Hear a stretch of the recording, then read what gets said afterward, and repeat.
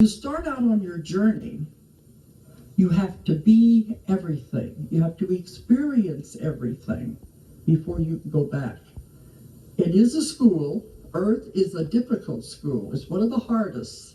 They said Earth is a challenging planet. But you come here to mostly learn emotions and limitations. And a lot of your planets don't have to learn that. It's a planet that was given free will to see what you would do with it. And they sit there and shake their heads at what we're doing with it because they cannot interfere. They have to allow us to make our own mistakes. And that's part of the free will. And we have to keep going, and that's what the learning is about. When you make a mistake, you hopefully are not going to make the same mistake again, but you come back again. It's a school where you have to take a grade over, but you can't skip a grade. You can't go from kindergarten to college. You got to take it step by step. If you don't pass the grade the first time, you're going to have to take it over again. And that's where people have the same things in their life again and again and again, and they keep drawing the same things to them. And until they figure out what it is they're trying to learn from that situation, it's going to keep happening in their life. Then when they finally figure it out, then things will change in their life. And, oh, okay. They draw the same kind of men in their life. I have a lot of women doing that, and other things like that. They keep having the same kind of jobs that they hate. Same situation over and over again until finally they'll say, all right, I don't need this, and they can move on. Then you go to the next lesson, which may or may not be easier. We don't know. But I tell people, you all have bad things happening in your life. Everybody does. But what did you learn from it? You don't even think about that. If you learned even one thing from that horrible thing that happened to you, that was what it was all about. Even one thing. So you think about it. We all have bad things, but then if you understand what it was trying to teach you, then that's what it's all about. It's only energy and what we do with the energy, and how we make mistakes and learn from them and go on to something else. And it's more complicated than that, but I don't want to spend too much time on that. I spoke for hours on just these little pieces I'm putting in here. As you start out on your journey, you have been around forever. You were created in the very beginning. Everyone was created at the same time. You've been around forever. Earth is a young planet. Over here, isolated on purpose in this part of the galaxy.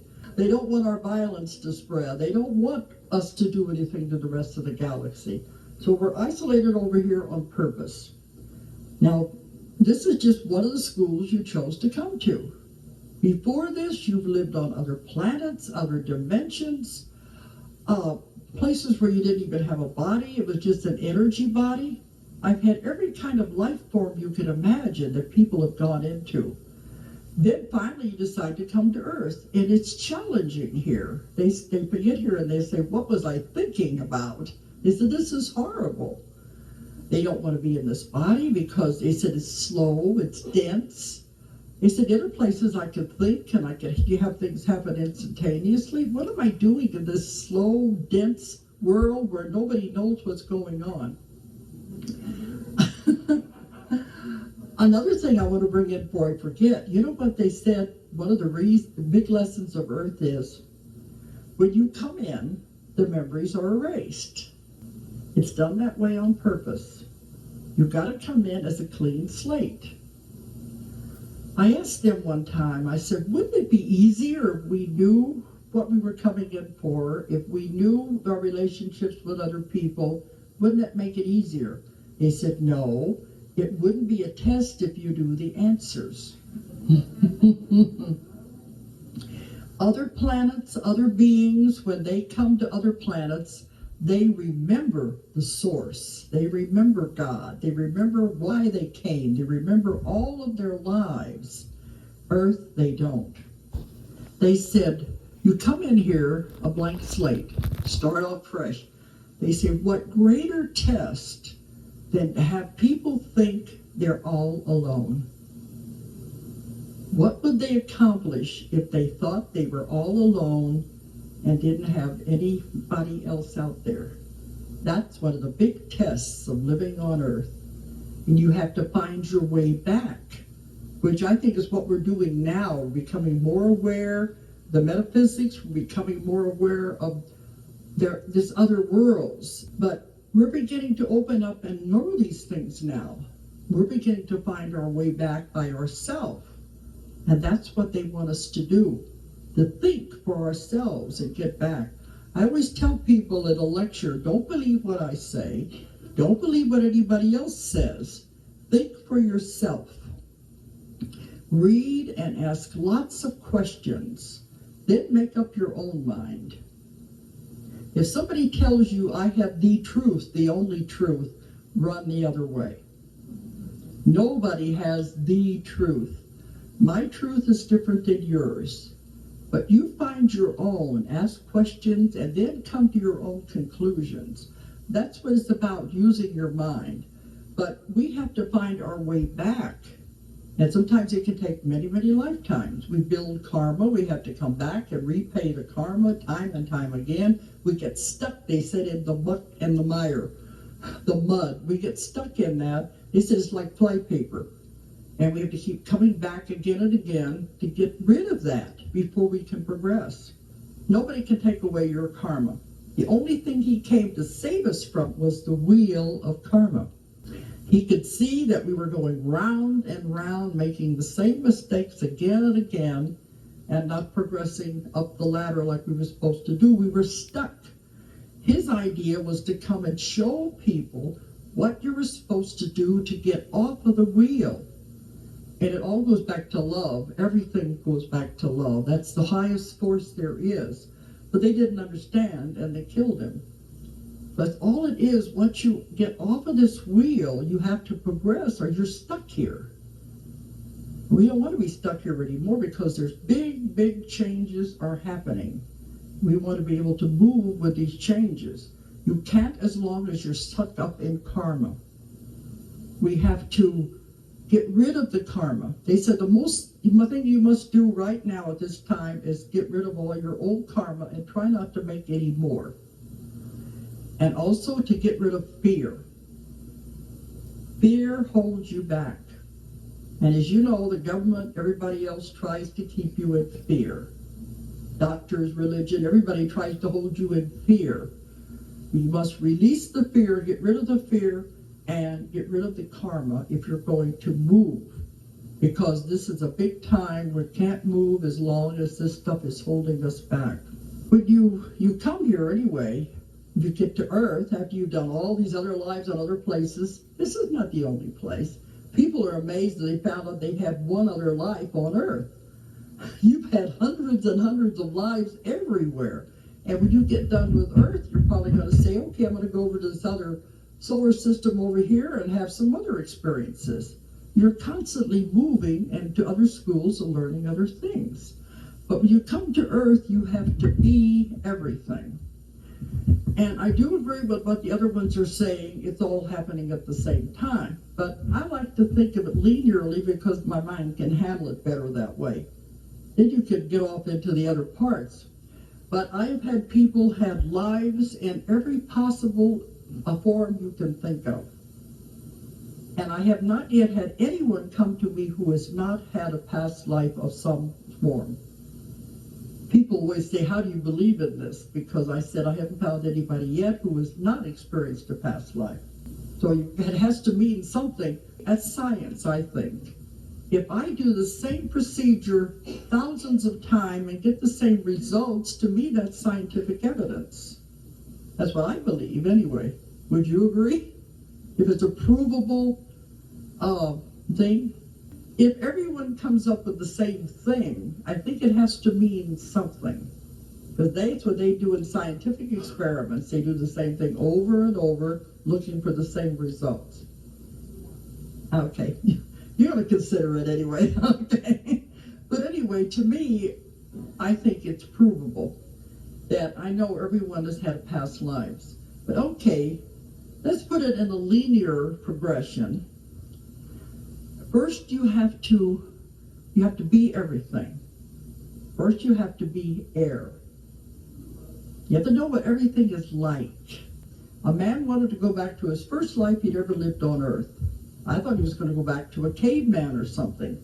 He went back to where the Earth was still forming, where they had volcanoes erupting, ammonia in the air, and you couldn't have any life here at that time. He was part of the air along with others cleaning the ammonia out of the atmosphere. But yet he had a personality. He could converse with me. And when he wasn't doing that, he was swimming in and out of the lava and having a great time. So we have to know what it's like to be, I don't know what you would call it, chemicals, elements, whatever.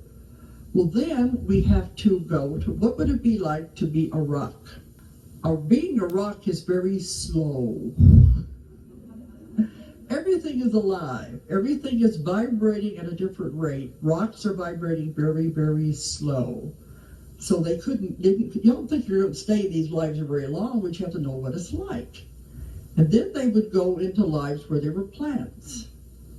And I've had to be an acorn, I've had to be a rose. He said being a rose is beautiful, but it doesn't last very long. But what would it be like? Because we have to, if we understand this, we will realize we've been all of these things. We're all one. We would take better care of our earth if we realized we're all part of everything. So, what would it be like to be a plant? Okay, then what would it be like to be an animal? What would it be like to be a wolf and be able to run? What would it be like to be a bird, be able to fly? How an eagle sees, how a spider sees. Because I want to know these things. And there are things the scientists don't know, because how do they know what goes on in the brains of these creatures? So that's what I'm writing about in this new part. All these experiences I've had where people have been these different animals and plants and things. But there was something there that they needed to know, that they needed to learn. The plants and the animals. We have all been these things also. So we're having all of these different things that we're a part of. Eventually, we're going to get into the humans.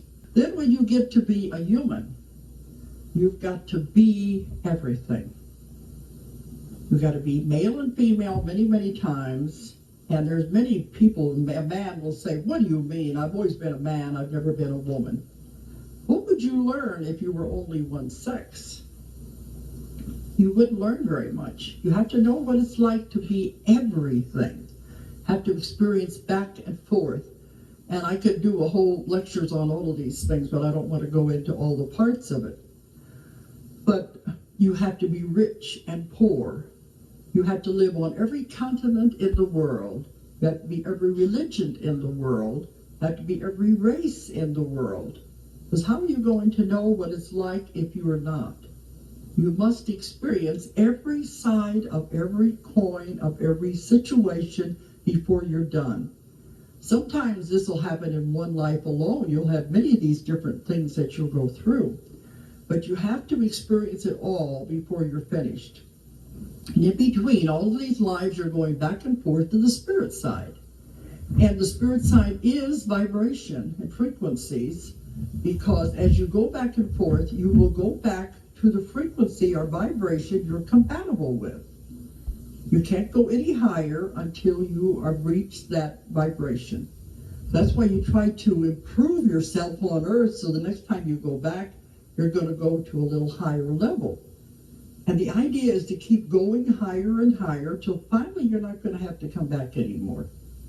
Then we can return back to God, back home, with all of the knowledge we have accumulated, however long that's going to take. That's why I said we're like cells in the body of God, traveling and bringing everything back to the source. So that's what the strange thing has been happening in my work now.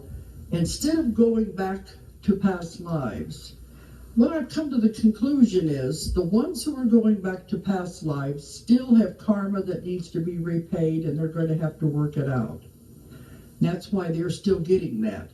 The majority of the people that are coming to see me now have gone past that, I guess, because when I put them under, they will go back to the source, and they will be coming directly from the source into this life now. Or sometimes they will be some other kind of an alien life form who is coming here for the first time to experience life on Earth. And when they get to the subconscious part, I'll say, I thought we were going to go to past lives. It's not necessary anymore, not needed anymore, irrelevant, kindergarten stuff. It's been there, done that. They said, yeah, we could have gone through that, but what's the use? You've gone past it. You don't need it anymore. That's all old hat stuff. Hopefully you worked it all out. So they said, you don't need that. Now they want us to focus on now and moving into the future. This is happening again and again and again. This is how I see my work evolving. It's changing in the work I'm doing. They're no longer going back that way. Okay. This is what I found now. You have to understand about dimensions. This goes along with these parallel lives and all of that. There are dimensions around us all the time. They're invisible to us, but they have peoples, they have cities, they are civilizations. They're all vibrating at different frequencies. That's why they're invisible to us. Just like a propeller or a fan blade, when it speeds up, the frequency increases, becomes invisible. These other dimensions are vibrating at a different frequency that makes them invisible. This is how the ETs travel back and forth. They change the vibration of the craft to disappear when they go into the other dimension. A lot of people will see them appearing and just vanishing. This is what's happening. They speed up the vibration of the craft and disappear. And I've worked with UFOs a lot. I've done a lot of information about how they travel and all of that. But it has to do with dimensions and around us all the time. We are constantly moving in and out of these dimensions without even knowing about it. We think this world, believe me, is not real. It is all vibrating at different frequencies anyway. All of this is an illusion, they say. Nothing is real. It's only an illusion. Like you're living in the middle of a dream. Dreamer dreams the dream. When I have somebody go through the death experience, I've had this happen many times, they'll go through the death experience in a past life, and they're moving out of it, and they're looking back, and they said, it was just a game. It was just a play.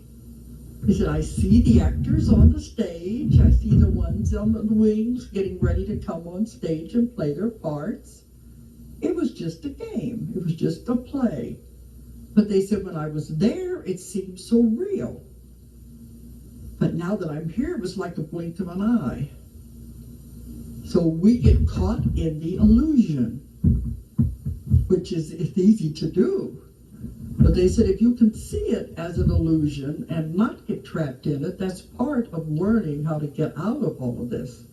But all of it is, we're creating it as we go. And it's all vibrations and frequencies, and everything is alive. They said absolutely everything has consciousness. This chair is alive.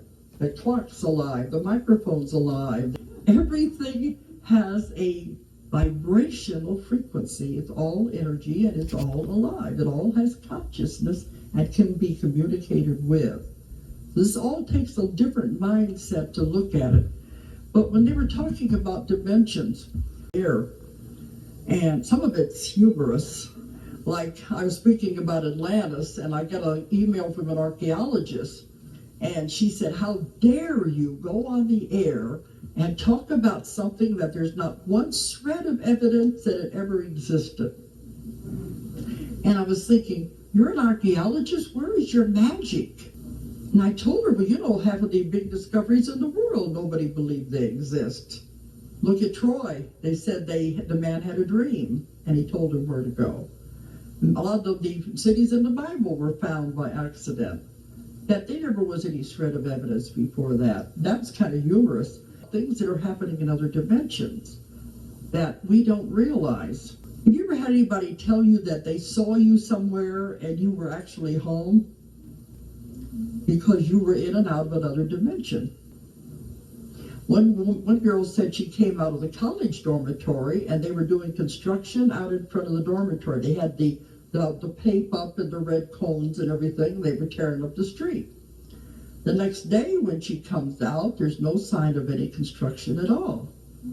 Unless something happens to catch our eye and make us notice it, we don't realize we're constantly shifting in and out of dimensions.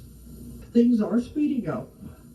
Vibrations and frequencies are increasing. Now, one thing they told me was, whenever we exploded the atomic bomb back in the late 40s and 50s, right after that time, suddenly there was this influx of UFOs activity. They said it was because we exploded the atomic bomb. And they leave us alone. That's the law of free will and non-interference. They were leaving us alone. Because UFOs are not what you think anyway. A lot of them are directly connected with all of this stuff that's going on with the source and with these messengers. It's more to it than you think. But we got free will. What are we going to do about it? They also knew we were so into karma that we were going round and around and around. We weren't getting off of it. We were so bogged down. They couldn't interfere. They're not allowed to interfere from the outside. Otherwise, they just come down and say, hey guys, you can't do this, and they would have stopped us from doing it. You're going to destroy the world. Because if anything happens here, it ripples through the whole cosmos. It affects all the other planets. It can affect the whole dimension system. They cannot allow us to blow this planet up because it would cause too much wide-ranging effects. So this is why all of this is all intertwined. But they can't interfere in the workings of a civilization from the outside. So what they decided to do to help us, help ourselves to get out of this mess, they said we will work from the inside. And the call went out, and we decided to volunteer. And many of them were coming in for the first time. And boy, they don't like it. And also the ETs, different life forms, they'll say, well, they asked us, do you want to go and help? So they had to change bodies. And they said, this body, I don't like it at all. But the way they're doing it, they were coming in as babies, working from the inside.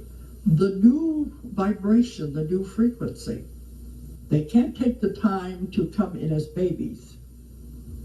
They're coming in with two adults, but it's happening with permission when the person has a near-death experience. At that moment, they said, with the permission, if the soul wants to go on, they can enter the body and do their work. And they said they have 2 minutes is all they've got to make the exchange. I don't know if this sounds right to you, but this is what they said, that they're allowed to do it because they're here to help, and the other soul wanted to go on. It wasn't happy here. It's like a walk-in, except it's a different kind of a walk-in. That this is a different soul. In a walk-in, the person knows the soul that is going to do the exchange. In this case, it's not someone that they knew before, and they're allowed to come in. And sometimes even when a baby is born and it's not going to live, they can make the exchange at that time. But the idea is to get in here with fresh, new souls that are not bogged down in all of this karma, because they've got to change the world. I get so many letters from these people all over the world. They say, I don't want to be here, I don't like it here, I don't belong here, I want to go home, I don't know where home is. They got good lives, they've got good families, they've got good jobs, but they don't want to be here. And it's because they don't want to be here. And now they're finding they're not alone. And now I'm getting this all the time. People are they will say, this is my first time on Earth. I came as a volunteer and I don't want to be here. And I call these the first timers, but that's the first wave. They had the most difficult time of all because it was very hard to adjust to being here. You imagine, this is not a good place to be. We have all this violence. They don't understand violence. They don't want to be here. They don't like what we are doing to the earth. So that's the first wave. They had the hardest time adjusting. The second wave that I'm finding, they are having an easier time. And when I'm talking to them while they're under, they will say, this is also their first time on Earth, but they will say, I'm an antenna. I'm a channel of energy. I'm an antenna. I'm here to receive energy and spread it out to the world at this time. They don't have to do anything else. And most of the time they live very simple lives. They don't have any problems. They're very easygoing. Sometimes they work out of their house. They don't even have to go out for a job. They will get married, but a lot of them won't have children because having children would create karma and tie them here. If we want to get in, do our job, and get out. We don't want to be stuck in this situation. Those are the second group. And they have an easier time because they were adapting easier. I asked them one time, why did the first group have such a hard time? They said because they were the pathfinders, the way showers. They had to blaze the trail for the other ones to follow as they came. And then the third wave are the new children. They're coming in with everything already in place, and it's not as difficult as the first ones that came in. And the DNA has been changed. Now, our DNA is being changed now because we have to be able to shift with this whole thing. They said if we hadn't changed your DNA, you would probably die by now. Either that or you would be very sick because of what they're doing to the food, what they're doing to the atmosphere. They have to help our bodies adapt to our environment and our surroundings. And they do this by helping with the DNA. They said the body is an amazing machine. It has amazing resilience to it. It can handle anything, absolutely anything in small doses. But too much, and the body can't handle it, it would die. That's why they have to make the body adapt, and we're constantly having this happen. The new children are coming in with all of this already in place. The DNA is there. Ours are being changed as the vibrations and the frequencies increase. The older people are having the most difficult time because their bodies are having to adjust, have a harder time adjusting to the frequency changes. Now, as we shift into this new dimension, that's what I wanted you to understand about dimensions. As we shift into the new dimension, the whole Earth is changing. It's changing its frequency. It's changing its vibration. I have heard the tone of the Earth. They have it on tape recordings that they broadcast from the space stations. The Earth has a tone. That tone is changing. It is increasing. That's one sign that they know something is going on with the frequency of the Earth. We have to change frequency and vibration. Our bodies are gradually adapting and changing the frequency of our bodies. It gets to another point and it'll level off, and then after a while it'll do it again. Each time it does it, you notice physical effects to the body. A lot of people go to doctors, the doctors can't find anything wrong with them because it is the body adjusting to these new frequencies. And this is as we adapt to this. They said if you were to examine the DNA in the body now, you would find a big difference. They said the doctors are going off of the old information, what they've been taught in school. Our cells are receiving new information constantly as we adapt to this. But Anyway, this is what's happening as we are adapting, and it's gradually moving. It can't happen suddenly, but the Earth is moving into this new frequency. The tsunamis, the earthquakes, the storms, all of this is the Earth as it's making these adaptations. And it wants to get rid of us, really. It's tired of us. They say it's like a dog trying to shake the fleas off because of what we've been doing to the Earth. Now remember, this information comes from many, many people that I've worked with, and I just put it together like a puzzle. Everybody has to make their own decision. Those who are very much into karma will not be able to move because they still have to, these are laws, they have to pay this off until they get rid of the old karma. And they will stay in the reality they have created.